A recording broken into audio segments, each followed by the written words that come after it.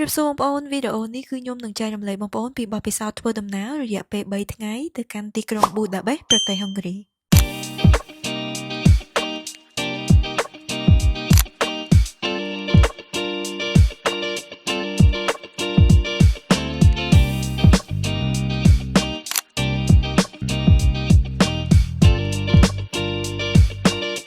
ដំណើរកំសាន្តភាគនេះយើងមិនត្រឹមតែភ្លក់រសជាតិអាហារនៅក្នុងប្រទេសហុងគ្រីប៉ុណ្ណោះទេប៉ុន្តែយើងនឹងបន្តទៅទស្សនាតំបន់សំខាន់ៗនៅក្នុងរាជធានីរបស់ប្រទេសហុងគ្រីការធ្វើដំណើរតាមរយៈ public transportation វប្បធម៌ក៏ដូចជាទម្លាប់មួយចំនួនរបស់ប្រជាជនហុងគ្រីហើយខ្ញុំនឹងចែករំលែកបងប្អូនពីបទពិសោធន៍ដែលខ្ញុំបានជួបនិងឃើញផ្ទាល់ក៏ដូចជាអ្វីដែលយើងគួរដឹងនិងត្រៀមទុកជាមុនពេលដែលយើងចង់មកលេងប្រទេសហុងគ្រីពេលធ្វើដំណើរឆ្លងប្រទេសរឿងទី1ដែលយើងត្រូវត្រៀមគឺ check មើលថាយើងមានអ៊ីនធឺណិតឬក៏អត់ជាទូទៅយើងអាចបើក roaming បានឬក៏យើងអាចទិញប្រភេទ SIM ដែលប្រើប្រាស់ជុំវិញ EU តែម្ដងរឿងមួយដែលសំខាន់យើងត្រូវការអ៊ីនធឺណិតពេលធ្វើដំណើរឆ្លងប្រទេសដោយសារតែយើងត្រូវការមើលផែនទីក៏ដូចជាទំនាក់ទំនងថ្ងៃដំបូងនេះយើងអត់មានកម្រងទៅណាឆ្ងាយទេគឺយើងគ្រាន់តែមក check in កន្លែងស្នាក់នៅសិនសំណង់ផ្ទះនៅទីនេះមើលពីក្រៅមកគឺចាស់ដូចជាអគារគេបោះបង់ចោលអញ្ចឹងប៉ុន្តែនៅខាងក្នុងគឺស្រស់ស្អាតបងប្អូនខាងក្នុងគឺគេរៀបចំបានស្រស់ស្អាតតែម្ដងនេះពេលដែលយើងមក check in គឺគេមានឲ្យ score welcome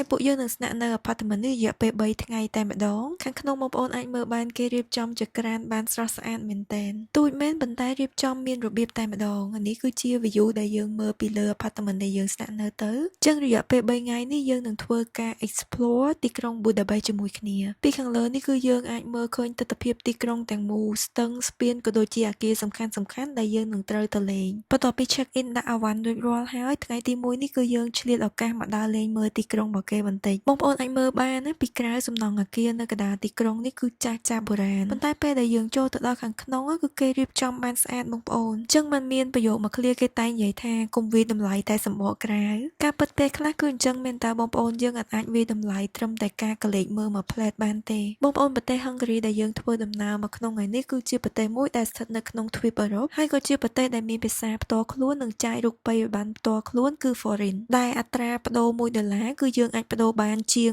300 foreign ប៉ុន្តែយើងក៏អាចចាយលុយអឺរ៉ូនៅក្នុងប្រទេសនេះបានផងដែរខ្ញុំសង្កេតឃើញអ្នកលក់ក៏ដូចជាប្រជាជននៅនឹងគឺគាត់ចង់បានលុយអឺរ៉ូជាងលុយ foreign ប្រទេសគាត់ទៅទៀតមុននេះក៏មានភ្លៀងបន្តិចដែរប៉ុន្តែយើងបានយកឆាត់មកតាមខ្លួនអញ្ចឹងអ្វីដែលយើងត្រូវដឹងគឺមុននឹងយើងដើរលេងក៏យើងត្រូវ check មើលអាកាសធាតុដែរបងប្អូនហើយអគារនៅចំពីមុខយើងនេះគឺជាព្រះវិហារ Stephen Basilica ដែលជាព្រះវិហារកាតូលិកដ៏ល្បីមួយនៅចំកណ្ដាលបេះដូងទីក្រុង Budapest នេះតែម្ដងវិហារនេះសាងសង់នៅឆ្នាំ1851ហើយត្រូវចំណាយពេលជាង50ឆ្នាំទើបសាងសង់រួចរាល់ខាងក្រៅខ្ញុំនឹងគឺជាក្រុមភ្ញៀវទេសចរដែលមកលេងទីនេះដូចគ្នាគ្រប់ភ្ញៀវទេសចរដែលមកកាន់ទីក្រុងនេះមិនថាខ្ញុំមិនថាគេពេលដែលមកលេងទីក្រុងនេះគឺមិនរំលងព្រះវិហារមួយនឹងទេបន្ទាប់ពីដើរមើលជុំវិញព្រះវិហារនឹងបានថតរូបខ្លះៗហើយយើងហួសទៅមាត់ទន្លេបន្តិចនៅខាងមុខនេះគឺជាស្ពានមួយដ៏សំខាន់របស់ទីក្រុងនេះសម្រាប់ឆ្លងកាត់ពីមួយជំហានទៅមួយជំហានទៀតទីក្រុងនេះនៅពេលដែលយើងមើលពីលើមកគឺយើងនឹងឃើញមួយជំហានគឺញែកទៅដោយទន្លេដានូបហើយទីក្រុងមួយជំហានគឺនៅលើផ្ទៃ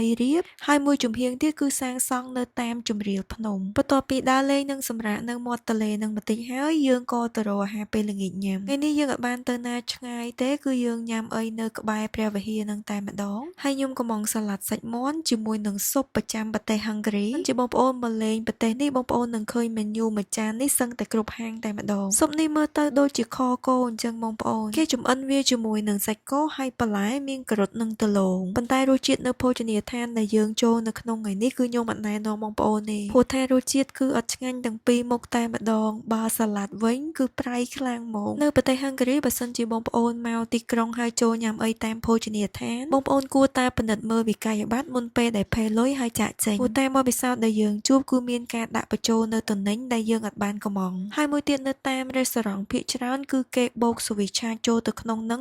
13% 100តែម្ដងមានន័យថាអាហារដែលបងប្អូនកំងមានតម្លៃ100ពេលដែលគិតលុយគឺ113អញ្ចឹងយើងគួរតែពិនិត្យមើលវិក័យប័ត្រមុនពេលយើងចាក់ចេញមិនថាលើសឬខ្វះក៏យើងអាចប្រាប់អញ្ចឹងណាគ្រប់ភោជនីយដ្ឋានក៏ដូចជាប្រជាជននៅនឹងទាំងអស់គឺមិនដូចគ្នាទេក្នុងនឹងក៏មានគេអ្នកល្អហើយត្រឹមត្រូវដែរបងប្អូនអញ្ចឹងយើងមិនអាចវាយតម្លៃបានទាំងអស់ទេគ្រាន់តែខ្ញុំចង់ចែករំលែកឲ្យបងប្អូនបានដឹងនិងរៀនប្រុងប្រយ័ត្ននៅពេលដែលបងប្អូនធ្វើដំណើរមកកាន់ប្រទេសផ្សេងៗលើកដំបូងឥឡូវដំណើរកំសាន្តថ្ងៃទី1នេះផ្អាកដំណឹងសិនហើយយើងត្រឡប់មកកាន់កន្លែងសម្រាប់ដោយសារតែថ្ងៃនេះគឺយើងធ្វើដំណើរមកឆ្ងាយដែរអរុនសួស្តីបងប្អូនចឹងថ្ងៃនេះគឺជាថ្ងៃទី2សម្រាប់ដំណើរកំសាន្តនៅក្នុងប្រទេសហុងហ្គ្រីហើយមុនចេញដំណើរគឺត្រូវរកអីញ៉ាំបន្តិចសិនដើម្បីមានកម្លាំងដើរ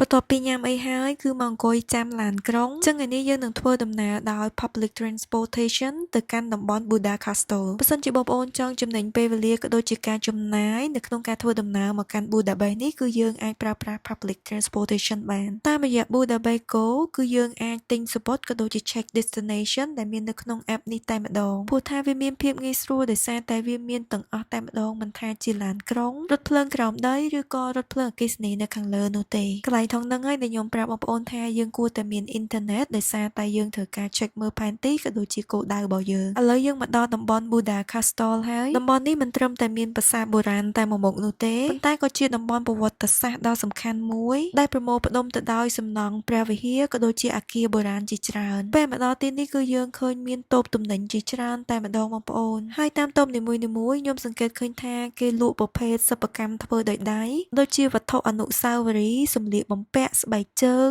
សម្ភារៈក៏ដូចជាអាហារជាច្រើនដែលតាក់ទងទៅនឹងប្រពៃណីរបស់ប្រទេសហុងហ្គ្រីនេះចឹងហើយក្រៅពីយើងមកដើរមើលសំណង់បុរាណនៅទីនេះយើងក៏អាចស្វែងយល់ពីវប្បធម៌ប្រទេសហុងហ្គ្រីតាមរយៈអ្វីដែលគេដាក់លក់នៅទីនេះផងដែរចឹងហើយបើសិនជាបងប្អូនចូលចិត្តប្រភេទសិប្បកម្មដែលធ្វើដោយដៃយកធ្វើជាអនុស្សាវរីយ៍ត្រឡប់ទៅផ្ទះវិញក៏អាចទិញនៅតំបន់នេះបានផងដែរនៅតំបន់នេះគឺយើងអាចចំណាយពេលទស្សនាព្រះវិហារក៏ដូចជាសំណង់អគារបុរាណដែលបានបន្សល់ទុកមករាប់រយឆ្នាំមកហើយអគារក៏ដូចជាព្រះវិហារដែលបងប្អូនឃើញនៅក្នុងវីដេអូនេះគឺគេបានជួសជុលនិងកែលម្អសារជាថ្មីដើម្បីជាចំណាយមួយតាក់ទាញភ្ញៀវទេសចរផងដែរដោយបងប្អូនមើលឃើញនៅក្នុងវីដេអូគឺថាថ្មីស្រឡាងតែម្ដងបើសិនជាយើងមកកាន់កន្លែងនេះខ្ញុំណែនាំហាងកាហ្វេមកកន្លែងឈ្មោះថា Panorama ព្រោះថានៅពេលដែលយើងមកញ៉ាំអីនៅកន្លែងហាងកាហ្វេនេះគឺយើងអាចមើលឃើញទេសភាពទន្លេ Danube ជាមួយនឹងអគារ Parliament របស់ប្រទេសហុងហ្គ្រីនេះតែម្ដងហើយថ្ងៃនេះគឺខ្ញុំកំង matcha latte ញ៉ាំហើយបើសិនជាយើងចង់មើលក៏ដូចជាឃើញ view ដ៏ស្រស់ស្អាតយើងគួរតែអង្គុយនៅតុដែលជាប់នឹងមាត់បង្អួចចឹងទៅយើងអាចញ៉ាំរសជាតិ matcha ឬក៏កាហ្វេកាន់តែឆ្ងាញ់ដោយសារតែយើងបានគយគន់ជាមួយនឹងទេសភាពដែលចេញពីមាត់បង្អួច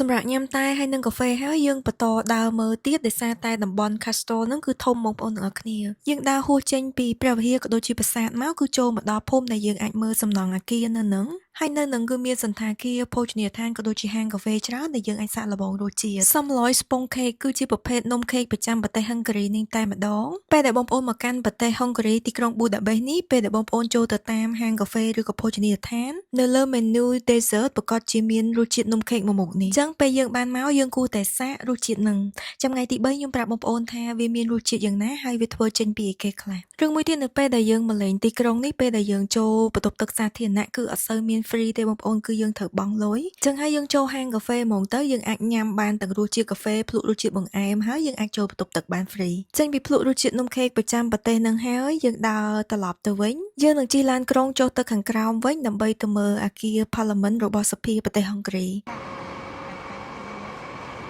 អគារសភា Parliament ប្រទេសហុងហ្គ្រីនេះគឺមានស្ថាបត្យកម្មស្អាតខ្លាំងមែនទែនបងប្អូនអគារនេះចាប់ផ្ដើមសាងសង់នៅក្នុងឆ្នាំ1885ហើយបញ្ចប់នៅក្នុងឆ្នាំ1904អគារនេះគឺមានទំហំធំខ្លាំងណាស់បងប្អូនប្រវែងរបស់វាគឺជិត300ម៉ែត្រហើយទទឹងគឺ123ម៉ែត្រហើយអគារសភានេះមិនត្រឹមតែជាសំណង់ដ៏ស្រស់ស្អាតប៉ុណ្ណោះទេប៉ុន្តែវាតំណាងឲ្យប្រវត្តិសាស្ត្រក៏ដូចជាអត្តសញ្ញាណជាតិប្រទេសហុងហ្គ្រីនេះតែម្ដងចឹងហើយភ្ញៀវទេសចរដែលមកលេងទីក្រុងប៊ូដាបេសនេះគឺដឹងតែមកលេងអគារសភា Parliament នេះហើយអគារនេះគឺគេសាងសង់នៅពីមុខមាត់ទន្លេដានូបតែម្ដងចឹងហើយនៅពេលដែលភ្ញៀវទេសចរមកលេងគឺអាចផ្តិតយករូបភាពដ៏ស្រស់ស្អាតរបស់អគារនេះជាមួយនឹងទេសភាពទន្លេ ឥឡូវយើងដល់ពេលវេលាញ៉ាំទៀតហើយគឺអាហារពេលល្ងាចនៅប្រទេសហង្ការីនេះរសជាតិប៉ាប្រីកាដែលធ្វើចេញពីម្សៅម្ទេសប្លោកហើយនិង chili គឺពេញនិយមប៉ុន្តែ chili របស់គេគឺអត់មានរសជាតិហឹរទេបងប្អូនខ្ញុំញ៉ាំទៅគឺអត់ហឹរសោះហ្មងដោយ menu មួយចាននេះគឺខ្ញុំកំង steak ទ្រូងមាន់ដែលគេប្រឡាក់ជាមួយនឹងម្សៅប៉ាប្រីកាហើយសម្រាប់ pizza របស់គេវិញគឺគេច្នៃលក្ខណៈពិសេសម្យ៉ាងដែរដែលយើងអាចជ្រលក់ជាមួយនឹង chili sauce របស់គេ green chili sauce នៅកន្លែងនេះគឺមានរសជាតិឆ្ងាញ់បងប្អូនតែអត់ហឹរទេបងប្អូនចឹងបើសិនជាបងប្អូនបានមកលេងនៅម្ដុំ Parliament Building នេះបងប្អូនអាចចូលសាកនៅកន្លែងនេះបានរសជាតិគឺប្លែកឆ្ងាញ់ទទួលយកបានហើយបងប្អូនកុំភ្លេចសាកជាមួយនឹង green chili របស់គេនេះ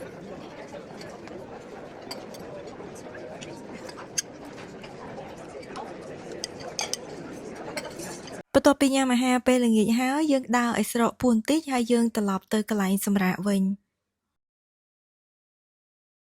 អរុនសួស្តីជាថ្មីបងប្អូនថ្ងៃទី3របស់យើងនៅក្នុងទីក្រុងប៊ូដាបេស្តញ៉ាំ breakfast និងកាហ្វេមួយកែវហើយយើងចេញដំណើរបន្តទៀតថ្ងៃនេះយើងនឹងទៅតំបន់ Buddha Castle ម្ដងទៀតព្រោះថែមម្សិលមិញគឺយើងបានរំលងកន្លែងសំខាន់មួយតែមុននឹងទៅតំបន់ Buddha Castle ខ្ញុំចង់នាំបងប្អូនចូលមើលមកកន្លែងមួយទៀតសិនដែលស្ថិតនៅក្នុងតំបន់ City Park នៅ City Park កន្លែងនេះក៏សំខាន់ដែរបងប្អូនព្រោះថាវាបណ្ដុំទៅដោយ Castle ព្រះវិហារក៏ដូចជា Museum ពេលខ្ញុំឈរនៅត្រង់ខ្លោងទ្វារកន្លែងនេះខ្ញុំមានអារម្មណ៍មួយថាដូចខ្ញុំកំពុងតែស្ថិតនៅក្នុងរឿងនិទាន Disney អញ្ចឹងដោយប្រភេទរឿងតុក្កតានៅក្នុងរឿង Frozen ឬក៏ Cinderella អីចឹងណាបងប្អូនដោយសារតែខ្ញុំធ្លាប់មើលប្រភេទរឿងតុក្កតារបស់ Disney អញ្ចឹងហើយទេសភាពនៅតំបន់កន្លែងហ្នឹងគឺធ្វើឲ្យខ្ញុំនឹកឃើញដល់ប្រាសាទនៅក្នុងរឿងនិទានហ្នឹងអញ្ចឹងហើយតំបន់ City Park កន្លែងហ្នឹងក៏ជាកន្លែងសំខាន់មួយដែលភ្ញៀវទេសចរភាគច្រើនគឺមិនរំលងដូចគ្នាជាក់ស្ដែងទៅនៅពេលដែលខ្ញុំអានពីប្រវត្តិសាស្ត្រប្រាសាទហ្នឹងគឺគេបានរៀបចំសាងសង់ឡើងវិញទេបងប្អូនកាលពីដំបូងឡើយប្រាសាទហ្នឹងគឺគេធ្វើវាបែបជាសំណង់ឈើប៉ុន្តែដោយសារតែមានការចូលចិត្តនិងគាំទ្រខ្លាំងពីប្រជាជនអញ្ចឹងហើយរដ្ឋបានសម្រេចចិត្តសាងសង់វាឡើងវិញជាប្រភេទសំណង់អចិន្ត្រៃយ៍ដោយប្រើសម្ភារៈរឹងមាំពេលដើរមកដល់ត្រង់ចំណុចនេះគឺមើលទៅស្តៀងដូចជាបរិយាកាសនៅពីក្រោយប្រាសាទអង្គរវត្តរបស់យើងដែរប៉ុន្តែទឹកក៏ដូចជាសំណង់ជុំវិញប្រាសាទរបស់យើងគឺធំនិងមានអាយុចំណាស់ជាងហើយដើរចេញពីកន្លែងហ្នឹងគឺមានហាងកាហ្វេមួយកន្លែងដែលគេតបតែសាងសង់ហើយយើងអាចមើលឃើញទេសភាពប្រាសាទតែម្ដងចេញពីហាងកាហ្វេហ្នឹងចឹងបើសិនជាយើងចង់រកកន្លែងសម្រាកញ៉ាំកាហ្វេឬក៏ចូលបន្ទប់ទឹកអីនៅម្ដុំ City Park យើងអាចចូលហាងកាហ្វេមួយនេះបានបរិយាកាសនៅក្នុងនឹងល្អត្រជាក់ហើយគេមានចម្រៀងផ្ទាល់ទៀតឥឡូវនៅអឺរ៉ុបខ្ញុំសង្កេតឃើញថាចាប់ផ្ដើមមានសើសជាប្រភេទភេសជ្ជៈមានទឹកកកច្រើនហើយដោយសារតែអាកាសធាតុឥឡូវគឺក្តៅពីមុនគឺអត់សូវសម្បូរវេដូច ice latte អីហ្នឹងគឺអត់មានទេមានតែប្រភេទ hot អញ្ចឹងណាតែឥឡូវខ្ញុំសង្កេតឃើញថាមាន menu ប្រភេទដែលមានទឹកកកហ្នឹងច្រើនខ្ញុំញ៉ាំ ice latte ហើយសាកល្បងនៅរសជាតិនំខេករបស់គេហើយនំខេកនេះគឺជាប្រភេទនំខេកដែលគេអត់ដាក់ស្ករសបញ្ចូលទេបងប្អូនតែបើសួរខ្ញុំថាមានរសជាតិឆ្ងាញ់អត់គឺវាអត់ឆ្ងាញ់ទេដោយសារតែវាមានរសជាតិរៀងភ្លាវធម្មតានំខេកទាល់តែមានរសជាតិផ្អែមបន្តិចទើបឆ្ងាញ់ហើយមួយរសជាតិទៀតគឺ Somlo dumpling ឬក៏ Somlo sponge cake នេះគឺជាប្រភេទនំដែលខ្ញុំប្រាប់បងប្អូនថាប្រចាំប្រទេសហង្ការីនេះតែម្ដងដែលខាងក្នុងគេប្រើសាច់នំ sponge cake cover ដោយ whipping cream ហើយគេមានរោយ decor បន្ថែមជាមួយនឹង chocolate sauce ហើយនិង walnut ពីលើអញ្ចឹងទីតាំងហាងកាហ្វេកន្លែងហ្នឹងគឺយើងអាចញ៉ាំភេសជ្ជៈអាហារក៏ដូចជាបង្អែមហើយយើងក៏អាចទស្សនាទេសភាពពីក្រោយប្រាសាទតាមបង្អួច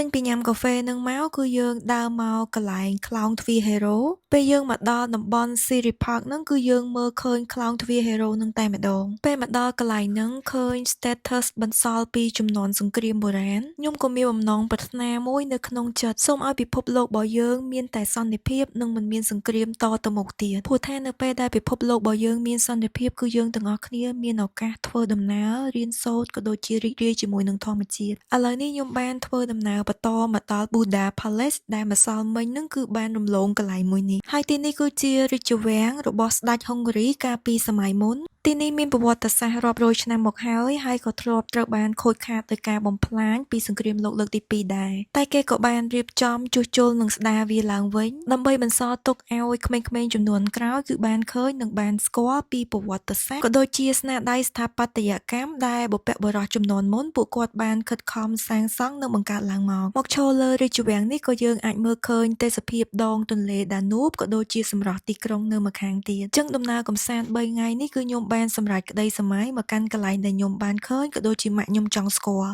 ហើយខ្ញុំក៏ចង់ចែករំលែកវាទៅកាន់បងប្អូនដូចគ្នាផងដែរធ្វើដំណើរចេញពីរាជវាំងហើយយើងត្រឡប់ទៅវិញញ៉ាំអាហារពេលល្ងាចនៅក្បែរកន្លែងដែលយើងស្នាក់នៅដើរតាមផ្លូវសួនភ្នំរៀងហត់បន្តិចដែរប៉ុន្តែយើងក៏បានឃើញនិងរៀនបានរឿងជាច្រើនអាហារពេលល្ងាចដែលយើងកំងថ្ងៃនេះគឺរសជាតិឆ្ងាញ់ខ្លាំងបងប្អូនអាចដោយសារតែយើងអស់កម្លាំងនិងហត់បន្តិចដែរហើយបានញ៉ាំអាហារទាន់ពេលវេលាទៀតនោះចឹងហើយវាអាចធ្វើឲ្យរសជាតិអាហាររបស់យើងនឹងគឺឆ្ងាញ់លើសធម្មតាហើយអាហារក៏ដូចជាបង្អែមនៅក្នុងភោជនីយដ្ឋានមួយនេះគឺស័ក្តិសមជាមួយនឹងតម្លៃហើយនឹងសុីឆាយហើយខ្ញុំបានដាក់ឈ្មោះភោជនីយដ្ឋាននៅលើវីដេអូនេះដូចគ្នាអញ្ចឹងបើសិនជាថ្ងៃណាមួយបងប្អូនមកកាន់តំបន់នេះអាចចូលសាកល្បងរសជាតិនៅក្នុងហាងមួយនេះបានអញ្ចឹងដំណើរកម្សាន្តរយៈពេល3ថ្ងៃនៅក្នុងទីក្រុងប៊ូដាបេស្តប្រទេសហុងហ្គារីរបស់យើងបានឈានចូលមកដល់ទីបញ្ចប់ហើយរយៈពេល3ថ្ងៃនេះគឺយើងបានធ្វើដំណើរទៅកាន់កន្លែងស្អាតៗជាច្រើនទោះបីជាមិនបានអស់ក៏យើងបានឃើញនិងស្គាល់ពីប្រវត្តិសាស្ត្រក៏ដូចជាវប្បធម៌ខ្លះៗរបស់ប្រទេសហុងហ្គារីនេះយើងថែមទាំងបានភ្លក់រសជាតិអាហារនៅក្នុងតំបន់និងទទួលយកបទពិសោធន៍ Public Transportation នៅក្នុងទីក្រុងទោះបីជានៅក្នុងដំណើរកម្សាន្តមួយនេះយើងជួបរឿងខ្លះដែលមិនល្អ